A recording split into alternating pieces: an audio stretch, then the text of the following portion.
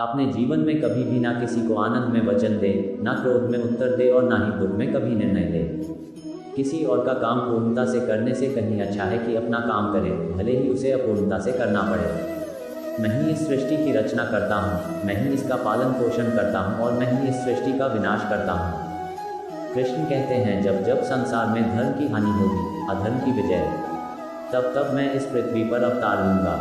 अमीर बनने के लिए एक एक क्षण संग्रह करना पड़ता है, किंतु अमर बनने के लिए एक एक कण बांटना पड़ता है। जिंदगी में सब कुछ खत्म होना जैसा कुछ भी नहीं होता, हमेशा एक नई शुरुआत हमारा इंतजार कर रही होती है। हे अर्जुन, मैं भूत, वर्तमान और भविष्य के सभी प्राणियों को जानता हूँ, किंतु वास्तविकता में कोई मुझे नहीं जानता।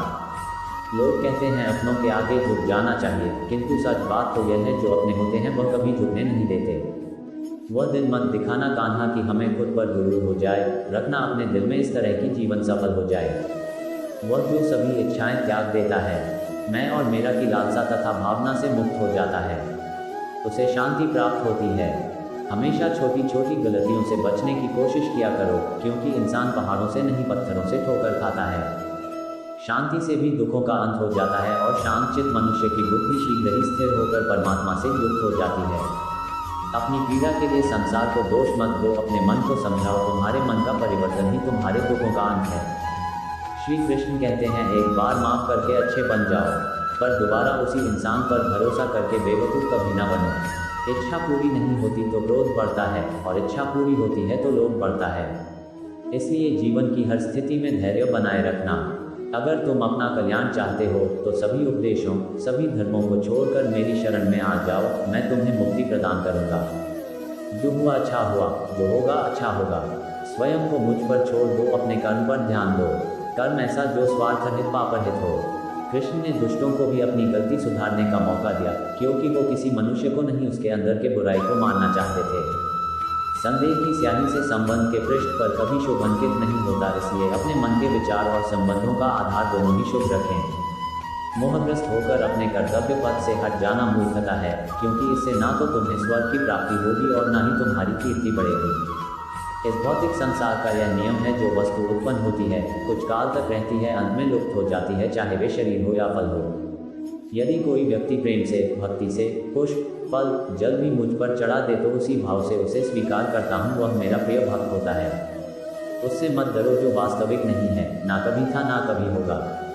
जो वास्तविक है वो हमेशा था और उसे कभी नष्ट नहीं किया जा सकता।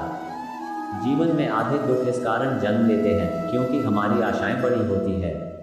इन आशाओं का त्याग करके देखो, जीवन में सुख ही सुख है। अपने परम भक्तों, जो हमेशा मेरा स्मरण या एक चित मन से मेरा पूजन करते हैं, मैं व्यक्तिगत रूप से उनके कल्याण का उत्तरदायित्व लेता हूँ। जन्म लेने वाले के लिए मृत्यु उतनी ही निश्चित है जितना कि मृत होने वाले के लिए जन्म लेना। इसलिए जो अपरिहार्य है उस पर शोक मत करो। श्री कृष्ण ने कहा है, अगर तुम्हें किसी ने दुखी किया है तो बुरा मत मानना। लोग उसी पेड़ पर पत्थर मारते हैं जिस पेड़ पर ज़्यादा मीठे फल होते हैं। अंतकाल में जो मनुष्य मेरा स्मरण करते हुए देह त्याग करता है, वह मेरी शरण में आता है। इसलिए मनुष्य को चाहिए कि अंतकाल में मेरा चिंतन करें। यह सच बात है कि भूल करके इंसान कुछ सीखता है, परंतु इसका यह मतलब नहीं कि वह जीवन भर भूल करता रहे और कहे कि हम सीख रहे हैं। कृष्ण कहते हैं, इस जगत में मनुष्य भौतिक वस्तुओं का भोग कर सकता है। अगर वे चाहे तो सब कुछ छीन सकते हैं। मनुष्य कुछ भी नहीं कर सकता। स्वार्थ से रिश्ते बनाने की कितनी भी कोशिश करें, वो कभी नहीं बनते हैं। और प्रेम से बने रिश्तों को कितना भी तोड़ने की कोशिश करें, वो कभी नहीं टूटते। क्रोध से भ्रम पैदा होता है, भ्रम से बुद्धि व्यग्र होती है, जब बुद्धि व्यग्र होती है तब तर्क नष्ट हो जाता है, जब तर्क नष्ट होता है तब व्यक्ति का पतन हो जाता है। आत्मा न तो जन्म लेती है, न कभी मरती है और न ही इसे कभी जलाया जा सकता है, न ही पानी से गीला किया जा सकता है। आत्मा अमर और अविनाशी है। अगर व्यक्ति शिक्षा से पहले संस्कार, व्यापार से पहले व्यवहार और भगवान से पहले माता पिता को पहचान ले तो जिंदगी में कभी कोई कठिनाई नहीं आएगी। इस वीडियो में इतना ही, मिलते हैं अगले वीडियो में। जय श्री कृष्णा, धन्यवाद।